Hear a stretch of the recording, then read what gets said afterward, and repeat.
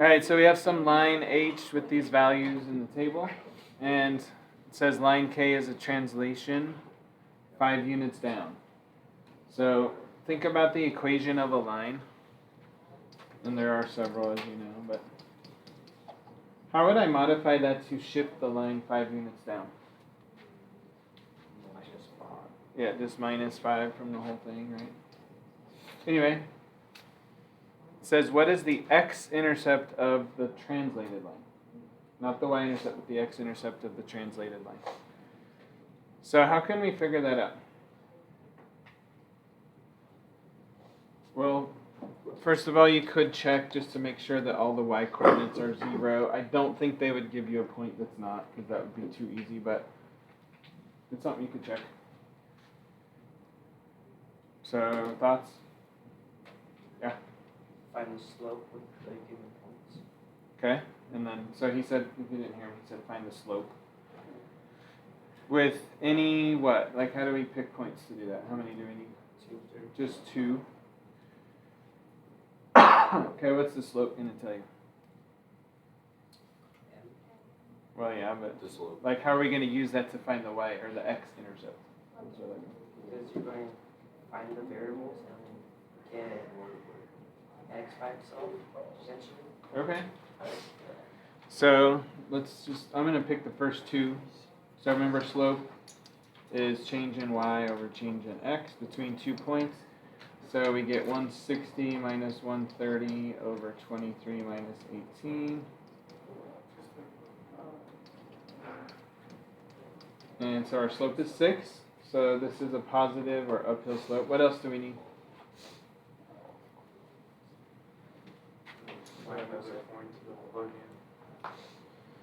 Okay, if we have the y-intercept, then we have the entire equation, and we can just solve for the x-intercept. So to find b, we write this out with the negative 5.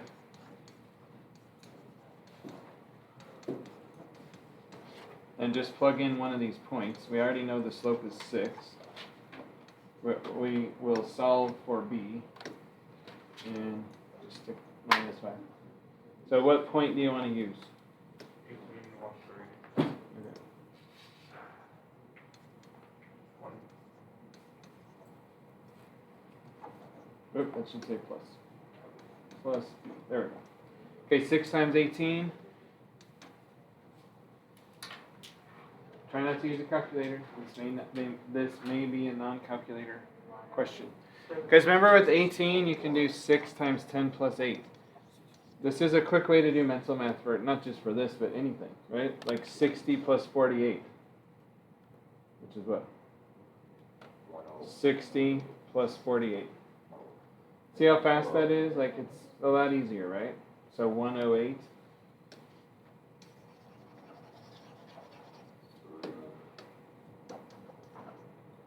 And then take off minus 5. So can I just write 103 plus b.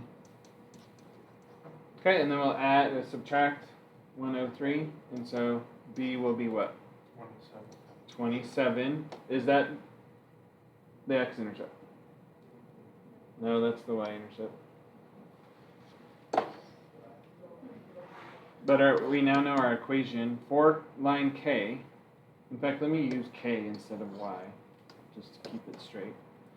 Is 6x plus 27. All right, how do we find the x-intercept for that thing? Plug in y to be 0. Yep, just k, set k equal to 0. So this is going to be negative 27 sixths, which is not one of our choices. So, oh, but we can simplify. Never mind. What goes into both? So negative 9 halves, is that on there? Yeah. Okay. Is there a faster way to do this? Did you guess? Yes. Wow. Well, I mean, two things. One, if you are short on time, don't leave any blank, right? Answer every question, even if it's a total shot in the dark. Because at least you have a chance of getting points. If you do have a little time, try to narrow it down. And improve your chances of getting it right. So looking at this, all the answers were negative, so that didn't help. Is there a faster way to do this? Yeah,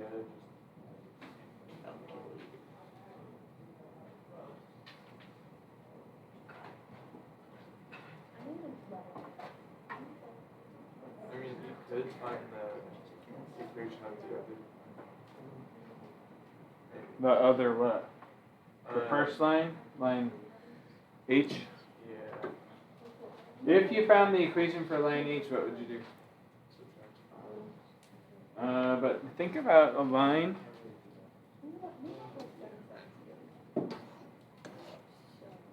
So let's say our line is here. What was our y-intercept? It was pretty high up there. That was even after we subtracted 5. So just drawing this line, if I have an x-intercept here, if I drop this 5, is this x-intercept going to drop 5? No, because now this line is going to come down here. So it's actually, the x-intercept is going to go more positive, isn't it? For an uphill line. Make sense?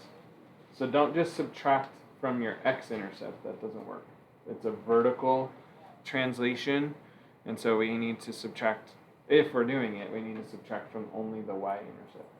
Because the x-intercept, again, would grow to the right. That looks like I'm pointing to the y-intercept.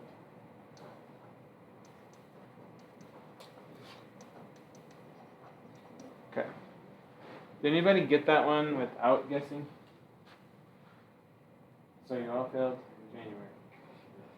You did? Good job. Seriously? But you know how to write an equation for a line, and you know what an x-intercept is, right? So why didn't you get it? Anybody know? Was it a concept thing or a work ethic thing? Did we get it now?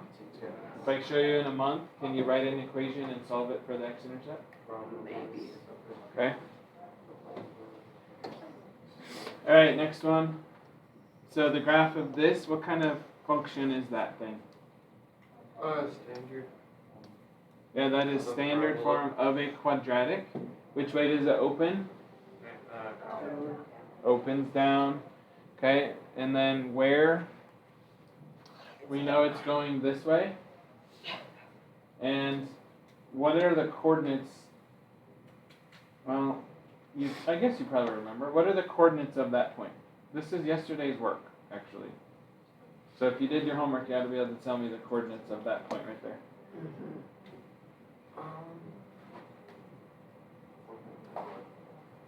We need coordinates. We don't actually need that for this, but we do need the y coordinate. Okay, so he's saying 4.5. Where is that? Remember the x coordinate is what?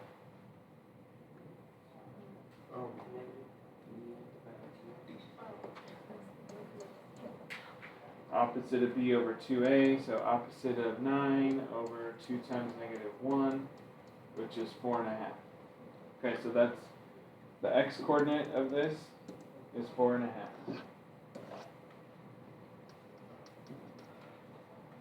Okay, this says some line y equals c at exactly 1 point.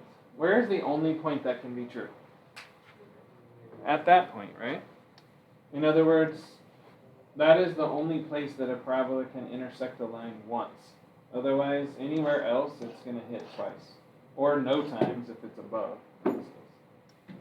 So what does that tell you?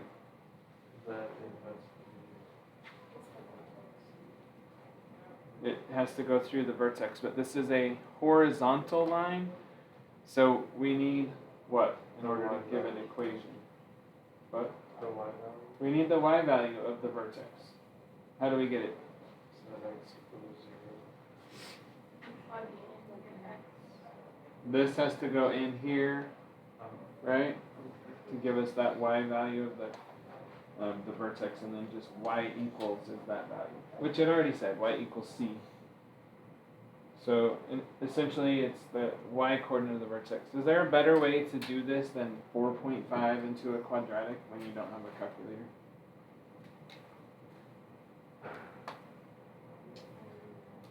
I feel like some of you have no idea what we're doing right now. Is that true? We're all good? Okay. So y equals, what about if we did just 9 halves? I think it's a lot easier to square 9 halves than 4.5 without a calculator. And what do you think? Well, I mean, what is this? What is 9 halves squared? 81 fourths. Okay, over here we have 81 halves.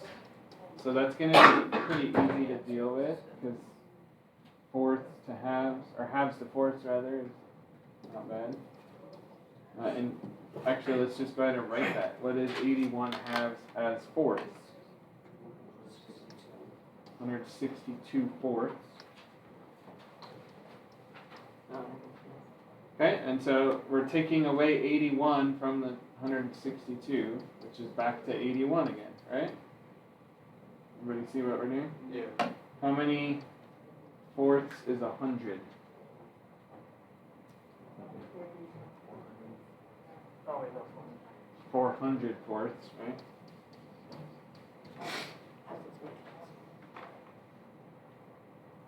You look like you have a question. Okay.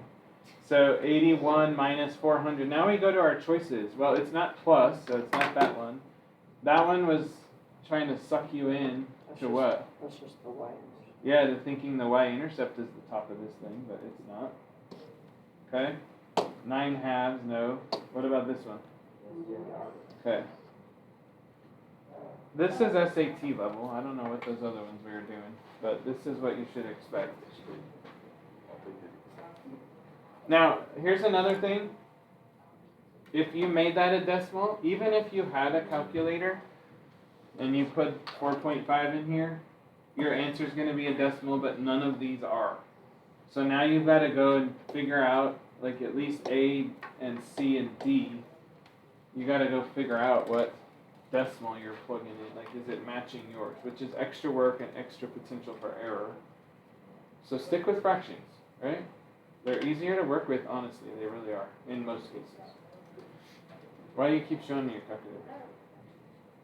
Oh, I don't know. Do you have a Trying tip? to make my calculator. Okay. Notice that D is kind of sucking you into the x-coordinate of the vertex, isn't it? So be prepared on SAT. Like I've told you, this is every bit as much a game as it is knowing your math, unfortunately, which I think is stupid, but you have to play the game with the writers of the test and do stuff like that. I will win the game. Yes, you will. Yeah. Any questions on either of those? Any questions on either of these? Why can't they make SAT questions like relevant to like life? Good question. Do you know when it's happening? Yeah. Criticism? So 14 on your homework. This quadratic function represents a cerebral. Probably the picture isn't super, it doesn't look like a cerebral very good, but anyway, describe how you could use that to find the diameter of the cerebral if you know its depth. So how do you, like, what is this related to? What is, it's kind of like the bridge problem that we saw last week. How did we know the length, which would be equivalent to the diameter? Never. Well, I mean, obviously you're thinking of a bowl being like this, and so we're talking about if we know its depth, maybe the depth is here, so that would be its diameter. So how, for any given depth, how could you tell me its diameter? Like, what would its depth be there? 10. It doesn't say units, but probably 10 centimeters. That's still pretty deep.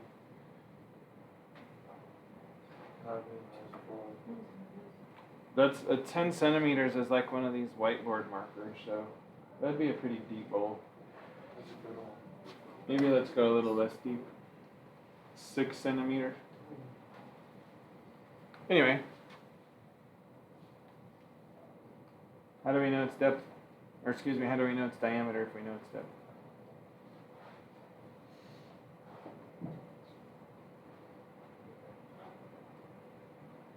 What's up? I'll get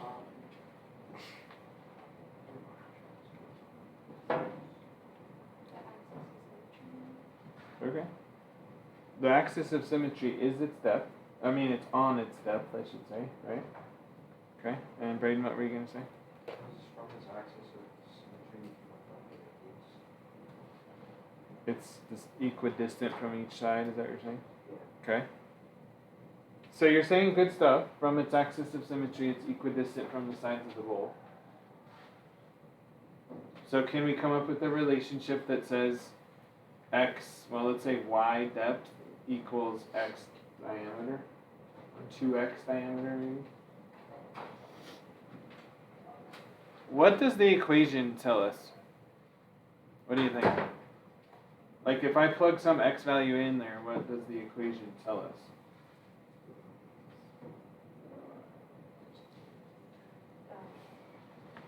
This y, what does it represent? All the values.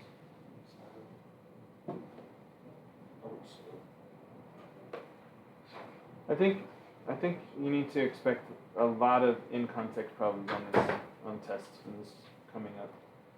Because it's kind of, they got to know this stuff, right? What does it mean? But what? I know it says y.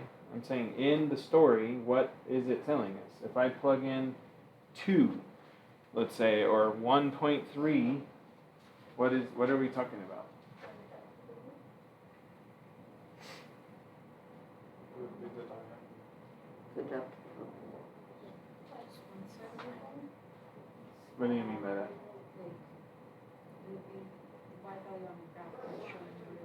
Okay. Yeah, so guys, let's think of a bowl on a table. Alright, here's your cereal bowl. Ish. So don't the y values give these points that are actually on the bowl? Right? Is that the same as the depth?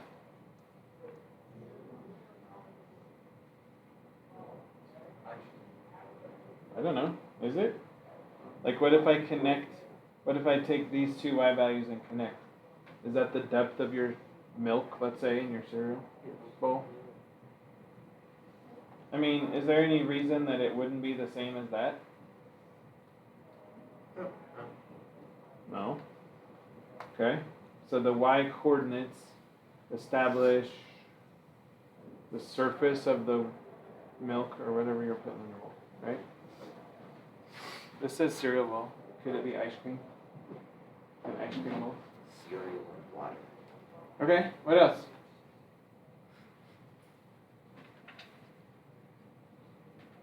So I drew several points and then connected only 2 of them. So there's our depth. How do we establish our width, which is our diameter? How do we establish our width for that given depth? Yeah.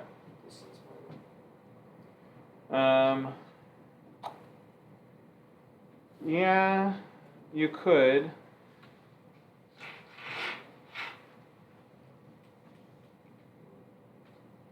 I mean, if we had the coordinates of the points, you could. But this is it will always be a horizontal line, so we don't need the distance formula, right? Okay, so start thinking of your axis of symmetry now. And you guys know that it's through the vertex, but also how far from the left side or right side of the parabola is the axis of symmetry? We should know that from... It is equidistant, it's the same. But give me let's call it a formula, I don't know. Give me a way to know. We wrote this down yesterday.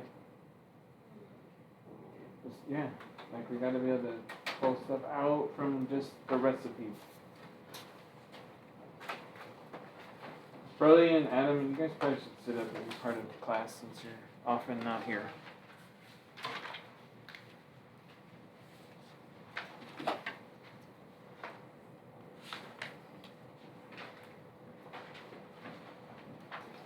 From the axis of symmetry, how far is it either direction?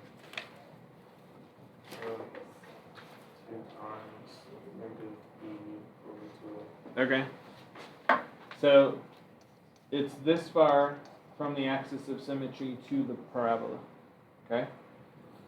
The opposite of b over 2a tells us the x coordinate of the vertex, right? Which means it's that far from any point on the edge.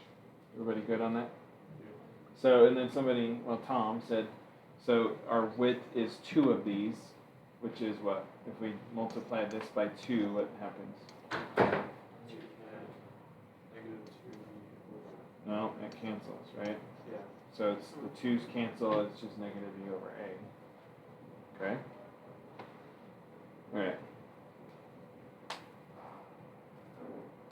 For this, that's like a half. Negative 1 point, no, it's bigger than that. So 1.6 over 0.64. Okay, does this did that depend on our depth though? Because it doesn't look like it. Because a and b are constant, right? Okay.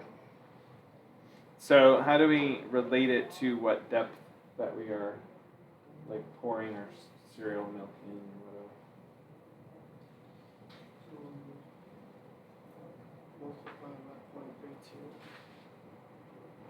So it says, how can you use the function to find the diameter of the cereal bowl?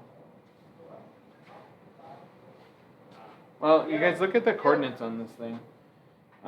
It's off a little on purpose, but this is 2.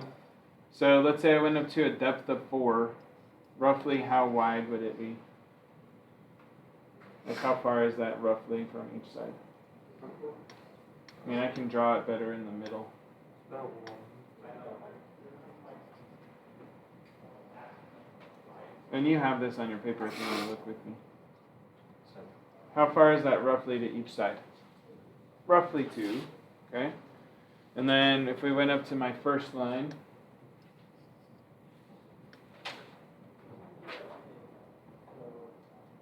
how far is it roughly? Maybe like 2.5, getting closer to 2.5. So I guess my point in showing you that, it's, you can tell by the shape, but also it's good to put numbers in and see it coming out, is that it's getting wider as we get deeper, right? That's the nature of a parabola.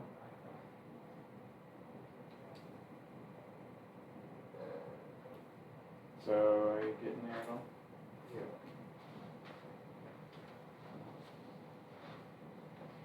Yeah. Before I say, you guys all know the quadratic formula?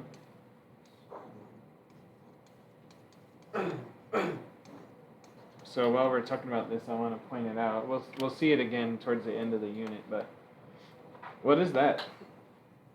That's our x value. That's the x coordinate of the vertex, right? And then we say, I feel like I need to draw a different one, so let's just draw this kind of parabola. We have 2 zeros. Remember, that's what we're solving for with the quadratic formula. So check this out. Negative b over 2a is the x coordinate of the vertex. We add this square root of b squared, all that stuff, to get the right intercept. And we subtract all of that stuff to get the left intercept. Pretty cool, right? So basically the quadratic formula is saying start at the vertex and add this to get one and subtract to get the other. Could we use that to find the width? Yeah. We could, right? It's basically 2 of whichever of those we want, right? What would happen if there were? Yeah, like in this case, we only have, it just touches the x-axis, so it just bumps and has one x-intercept. And then Broly just asked, like, what if it was this kind or one above where it doesn't have x-intercepts, which we will see. You can still use the quadratic formula to solve for the complex or imaginary intercepts. So we'll introduce the letter I into our math after we do all this graphing stuff. Yeah, because it's not that it doesn't exist, it just isn't real. It's imaginary, which sounds like it doesn't exist, but it exists on another plane. You can't graph it on a real axis, the xy coordinate plane. But we're not going to do complex graphs with imaginary numbers in this class. All right. Can you show us one? When we get there, that'll probably be next week. But yeah, you could look at one. All right. So, any other questions on anything? Let's check those answers then.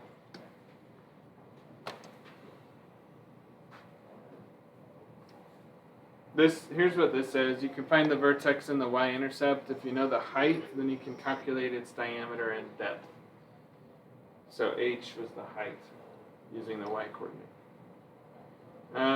15, it says Micah forgot to include the sign with the value of b, which we say opposite of. Any questions on that? Okay, it says the true vertex is negative 2.5 and then 122.375. Okay, 16 is 3 and 39. 17, negative 2, negative 17.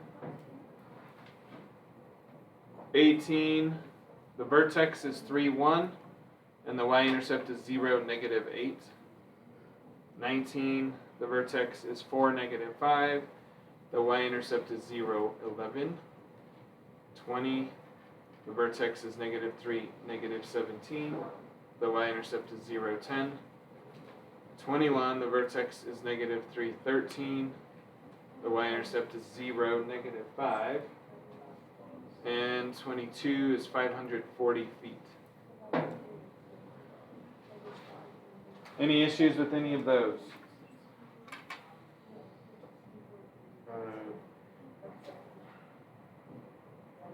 Okay, all good.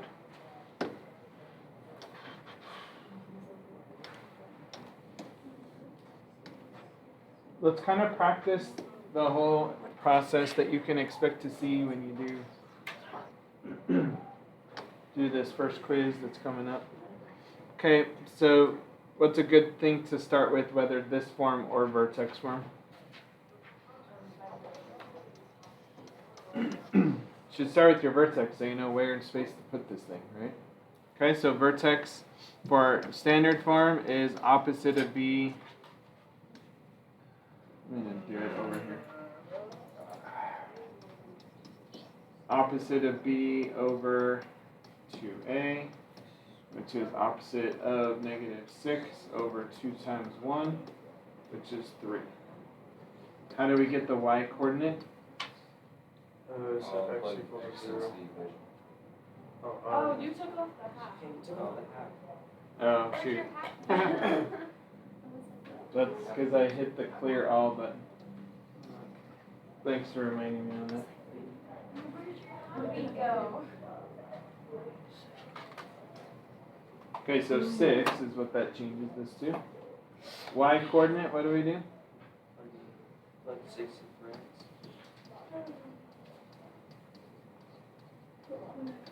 Okay, so we get 6 squared is 36 times a half is 18. 18 minus 36 is negative 18. Minus 1 is negative 19. Okay? So our vertex is 6, negative 19. Okay, what's a good next thing to do? Now at least we know where it is. I plotted the negative 1 from the y-intercept and that change. Okay, so where is the y-intercept? Negative 1. Okay. And then we'll be able to reflect that point across the axis of symmetry, but what is it? X equals 6. Okay, we're gonna come back and do domain and range and that kind of stuff, but let's get this going.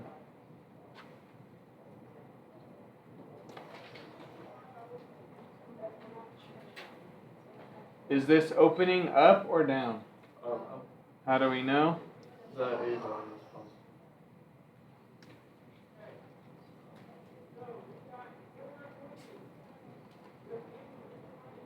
Oh, so close. Oh well, that's roughly it.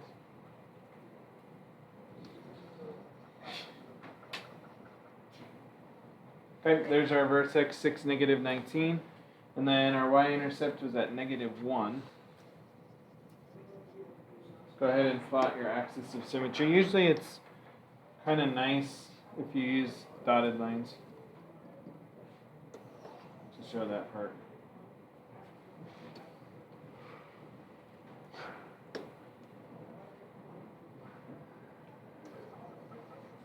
Okay. Well, we have a lot of room in between there to get to fill in some data so we have a better graph. So, what's our graph pattern from this point? Cooper, what's our graph pattern?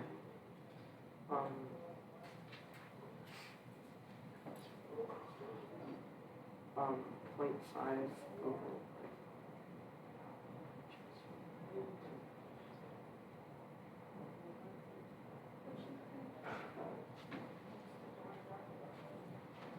Isn't it like over 1.5? Over 1. And then like up 0.5. Okay. Keep going. And then it's over 2. Yeah, up 1. No. It's not like. No. Over 2, up normally, how far would we go? 4. Up 4, because 2 squared is 4. So this is half, so over 2, up 2. Okay, over 3, normally how far would we go? 9.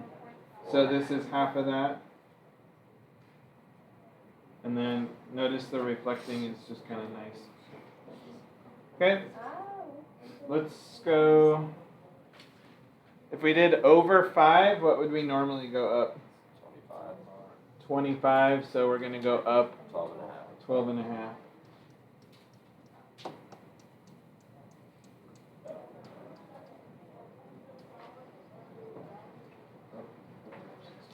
Okay, so that gives us a better, more accurate graph.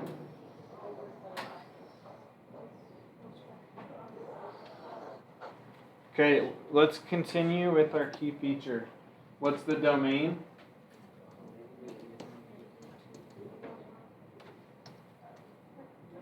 Go off, there we go. What's the range? Negative 19.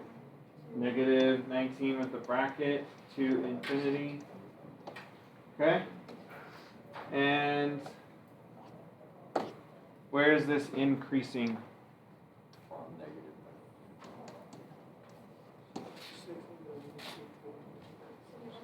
Negative 19.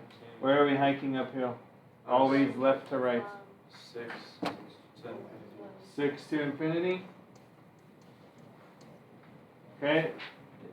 Negative. Local max or local minimum? Local. Or is it absolute or global? Absolute. Okay? Absolute minimum at the vertex, so 6, negative 19. Or the minimum value is just negative 19. So remember the hang glider had a flight like this where it went down? Okay? Now, it wouldn't make sense for it to have a negative minimum, but we would look at just the y coordinate of the vertex for its minimum height, right? Its minimum value. All right. How would you find where this starts to be positive? Like, almost this entire thing I've graphed is negative. How would we find where it's positive? The x-intercept. We need those x-intercepts, right? We need that point and that point, wherever those would be roughly, to tell us where it switches over to the positive side. And so we haven't found those. We would have to, this one would be quadratic formula or completing the square.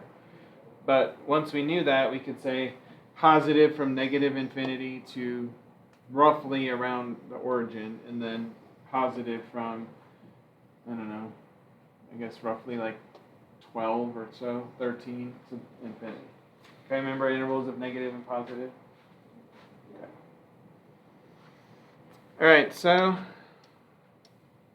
let's look at this one. And you can keep that same piece of paper in a second to graph this. So it says a water balloon was thrown from a window, and the height of the water balloon over time can be modeled by this function. This shouldn't, what would you use for variables that would make more sense than x and y?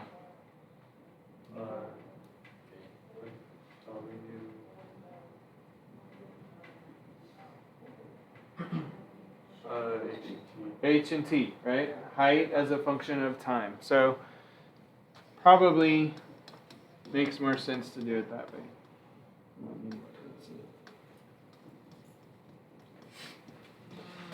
Okay, let me orient you so that you understand what this is. A very common structure for these kind of problems, for anything that's thrown, tossed, whatever, kicked. This first value, at least while you're on Earth, this first value should be the same.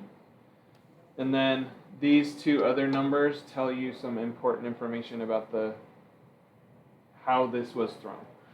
So grab your notes. Let's put this in there as a reference.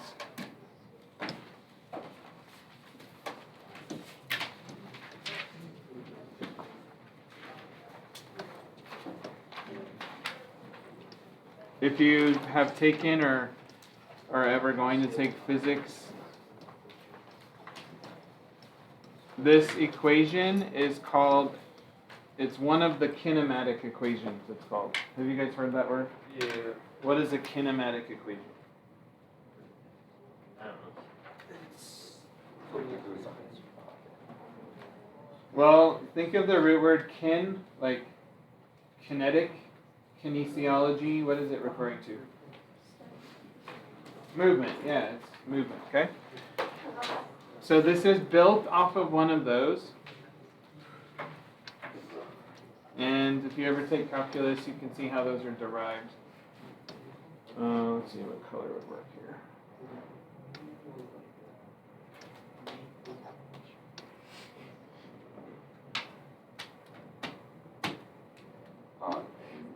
I'm going with green, so I can't erase with green.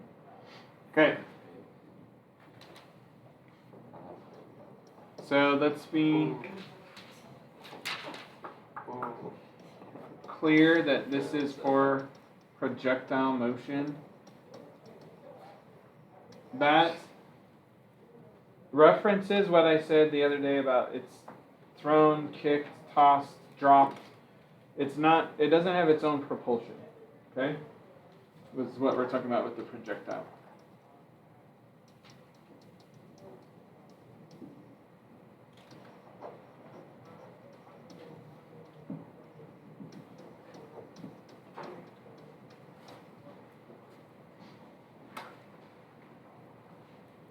Okay, maybe add that actually.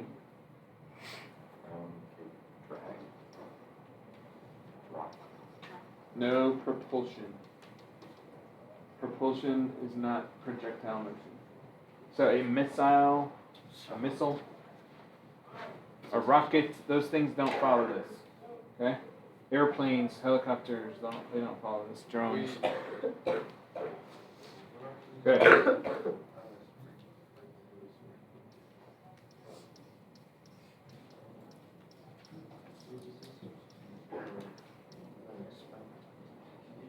Plus or minus here, it could be minus depending. I'm going to put, what letter goes in front of the next term in our standard form? B, T plus C. Okay. So you're going to have to describe each of these terms, and then we can put a box around the whole thing. So this is the downward acceleration due to gravity on Earth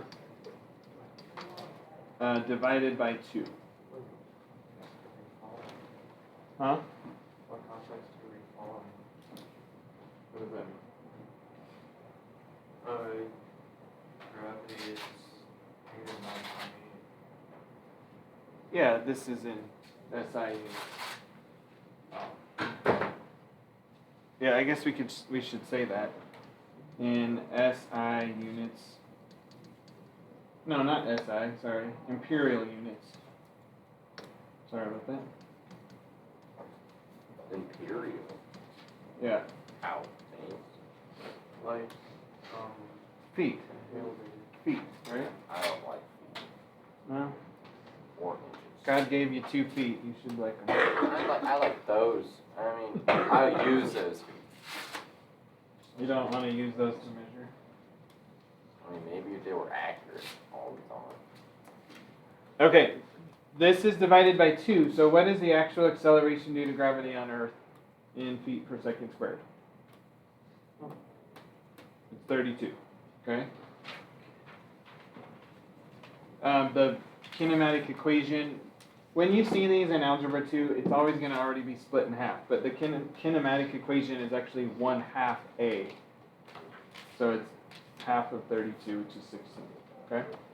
I guess it's worth writing that. So G is negative 32.2 feet per second squared for gravity. Okay? That's what it's telling you. But your problems will always have a negative 16. Anyway. B, whatever number is here, is the initial velocity of the object.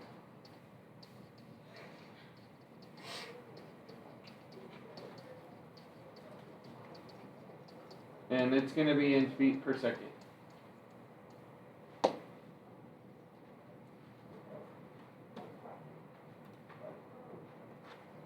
Is that second square on the 32.2? Yeah.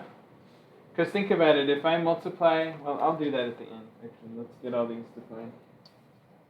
Okay, C is the initial height.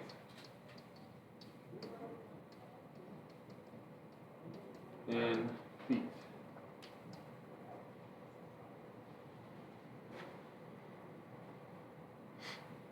So what are the units of H? One would be kilometers. No, it would be. But I'm saying in this one, what are the units of height? feet. Does everybody see that it's feet? Okay, so do a unit analysis with me. If I multiply this negative 16, which is feet per second squared, you don't need to write this unless you feel like you'll need it, like you don't get it. If I multiply that by t squared, which is seconds squared, so this is negative 16 times t squared. Negative 16 feet per second squared times second squared, which is t. What happens to the units? They cross out between canceling these symbols. Those cancel and I'm left with what? Feet. Okay, now look at this unit. B is in feet per second. And t is in seconds. So what are we left with there? Those cancel and I'm left with feet. So this is really feet, feet plus feet plus feet. So the units stay consistent. Make sense? Okay, so this is a position function. It tells us where the object is in space. Okay? I think I'll just leave that maybe for now. Alright, so looking back at this water balloon. What is this doing to the water balloon? This negative 16. What is it doing to it? Dropping the You water. toss the water balloon out the window. What is this doing to that water balloon? It's dropping the water balloon by 16. It's accelerating it downward, right? Okay, what does this mean? That's the initial Velocity. The initial velocity, is it up or down? Okay, so we threw this up, right? With an initial velocity of what? 160 feet per second. 160 feet per second. Okay, I want you to think about that for a second. That's quite a bit. That's pretty fast. Yeah. Like, didn't we count? Well, do you guys remember what the length of our hall was when we counted all the tiles? Was it like 255 feet or something? That would take like less than 2 seconds. So it's like, yeah, this is throwing it down that hallway in like a second and a half. Wow. It's a fast, that's like a major thing, right? Okay, what does this mean? The 50? Initial. Okay, so where roughly did you throw this from? Top of one of the lampposts. Uh-uh. The lamppost was 30 feet. Almost Like double 5 that. feet above the. That's like 2 stories. This is 5 stories up. Typically a story is about 10 feet, okay? So is this like the top of your house? No. Not most people. Oh, maybe. I don't know. Okay, before we analyze this, I want you to just sketch. Don't get into all the details, but just sketch the graph, please. Like just literally 5 seconds. Sketch this graph. Put a number on there that shows where you are in the world, but sketch it.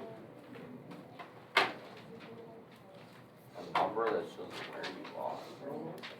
Yeah, like I don't want you to just like completely blank sketch it. Like give it a reference point, I guess is what I'm saying. Okay, you should be done by now.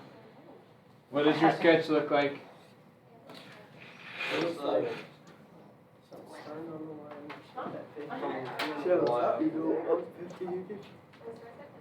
Okay, is this going down like a drop? No. It's going up first, then gravity will overtake it and bring it down. Okay, so there's our sketch. What happened to the other side of the parabola? It's reflected. It's him climbing up the stairs to get on top of that building. I mean, yeah, kind of. If we solve for the x-intercepts, notice we should get 2. But this one's going to say in negative time. So what will we do with it? Disregard. We will disregard it, but it will be part of your solution. Like if I say solve this for the x-intercepts using the quadratic formula, you would get a value back here. Because the math says so, but the context says ignore that one and just look for that one. So it depends on the context. It does, yeah. Okay. It says, what was the maximum height of the water balloon after it was thrown? Okay, go ahead and solve for that. I'll give you about a minute. Okay, so we know that the time that it takes to get to the maximum is negative 160 or opposite of 160 over 2 times negative 16. And so what is that? Oh, I'm an idiot. 2.5? No.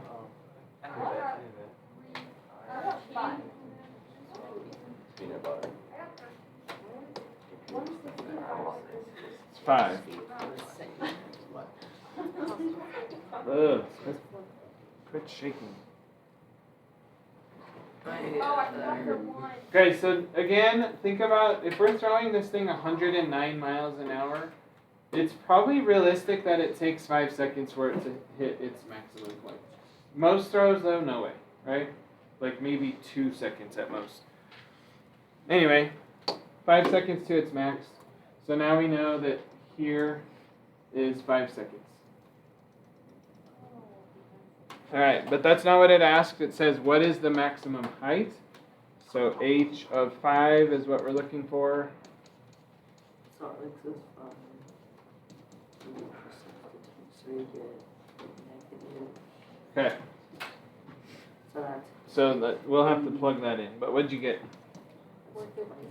450, right on the nose? Nice.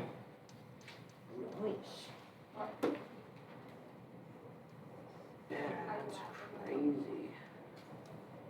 Okay. 400 feet. So you threw it from your window, you threw it another 400 feet, which is pretty dang cool, right? Like, had to reach out and do it underhand. yeah, because you're not going to be able to even take a step and throw overhand out your window. Most likely, it's a. Okay, but Wow. if he that I messed up and it breaks the inside of my house as I'm throwing. I don't let go. Yeah. And it hits my roof and then it knocks me out. Think of how hard professional baseball pitch Okay, is, if he threw then that's that going out your window. Anyway, this is what I meant yesterday when I said sometimes people don't think through what they write. Right? No, wait, based off of that, But- if he threw it, Maybe he was on a balcony. it would be like over, doesn't matter. it would be like over. What if it's a 2 skylight? That's still like technically a window, right? I mean it is. Wait. Open your skylight and blast it through there. Think about it, if he had to do that underhand, that means he, We now know how to interpret maximum height. It could say when will it reach its maximum, that was 5 seconds, or what was the maximum, that was 450 feet. Here's the next version of questions that we're going to answer.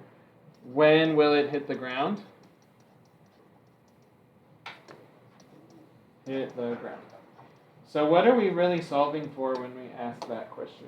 the amount of time it took to. Well, yes, it's time, but I'm saying what in math, what are we really solving for? The X. Oh, the x-axis, X-axis not x, is not the x, right word. intercept. X-intercepts, okay? Give me 3 ways that we have done that. Quadratic formula? Quadratic formula, factoring with star, Square root. square root method. Which one are you going to have to use with this? Yeah, most likely this isn't going to factor, but maybe. I mean, I don't know. Okay. So I'm not going to have us do that right now because I want to move on to the next thing, but what could I write here? If I put this symbol. At what? At the x-intercept. Good. Where, we're not done, h of t equals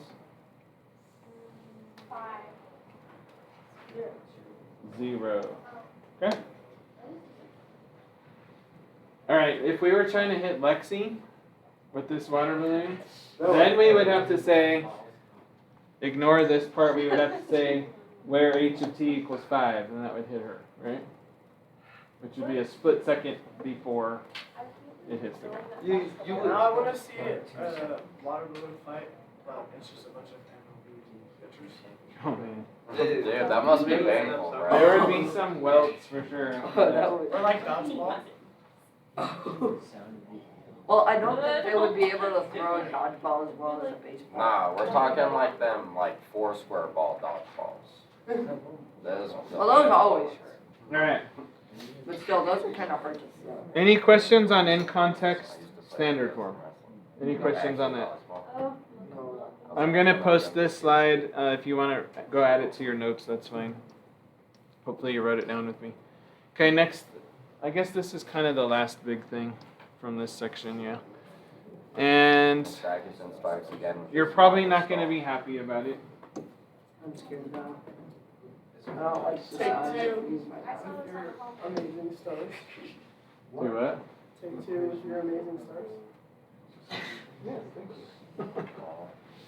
I should put it back up there for you for a second. Oh, God. Score, Jackie. What? I only see that. That looks like a Picasso painting. All right. Yeah, you just said it to be honoring. Just a minute. Okay, look at this one. I will tell you that if we do this by hand, this problem will take 15 minutes to do. Whoa, hold on. But give me an idea of how you think that will go. Like, what would you do? Terrible. We should do the thing that we did this morning and plug the points in to find the slope. Okay. This is a parabola though, so we don't care about slope at the moment.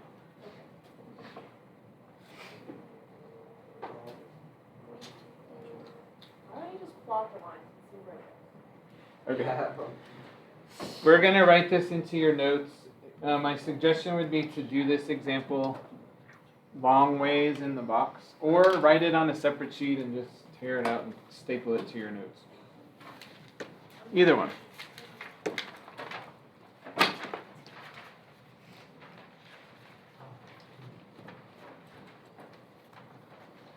I wish I had white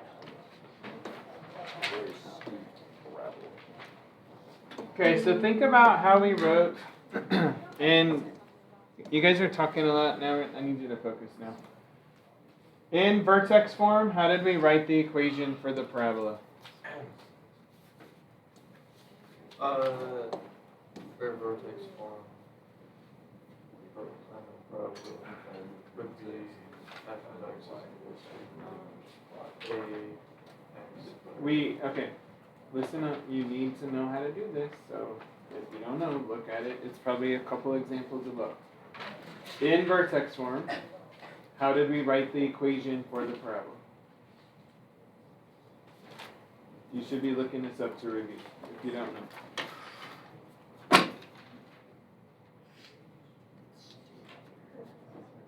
We plugged in the vertex. And what? And a point. And a point. And then what did we have to do?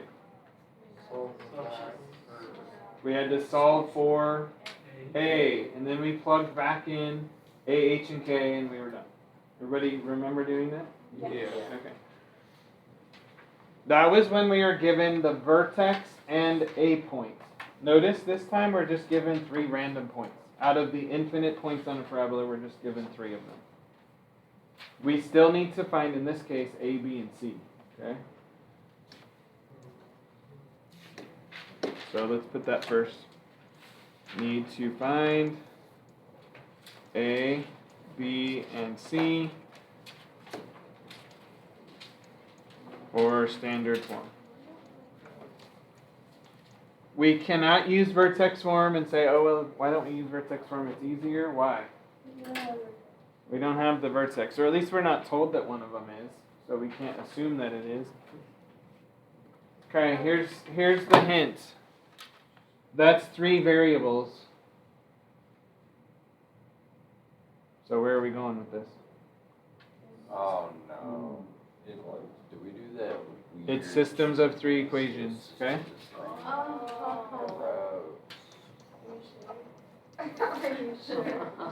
no. I don't like this. So set up 3 equations with your variables as A, B, and C. Plugging in X and Y each time. So write that down.